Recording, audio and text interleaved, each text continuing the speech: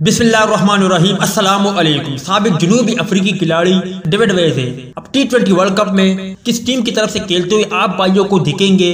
आज की ज़ेर नज़र वीडियो में आप भाइयों को इसी बारे में बताएंगे, मगर मजीद तफसील में जाने से पहले इस वीडियो को लाइक करें और कमेंट सेक्शन में आप भाई इस अपडेट के मुतालिक अपनी राय के इज़हार जरूर करें। दोस्तों, लाहौर कलंदर की टीम में शामिल डेविड वेज़े पाकिस्तानियों के दिलों में बसते हैं और पाकिस्तानियों के दिलों पर राज करते हैं। उन्होंने कई बार कोशिश की है पाकिस्तान में इंटरनेशनल क्रिकेट बहाल हो जाए और इसके साथ उन्होंने दीगर मुल्कों के लिए एक अहम पैगाम भी छोड़ा था कि पाकिस्तान एक अहम, बेहतरीन और शानदार मुल्क है, लिहाजा पाकिस्तान में इंटरनेशनल क्रिकेट मुकम्मल तौर पर बहाल होनी चाहिए। ताहम अब ऐसी खबर सामने आई है, जनूबी अफ्रीका के साबिक ऑलराउंडर डेविड वेज़े आइंदा T20 वर्ल्ड कप 2021 में नामीबिया की नुमाइंदगी करेंगे। नामीबिया के कौमी कोच पियर डी ब्राउन ने एक हालिया इंटरव्यू में इस खबर की तस्दीक की है।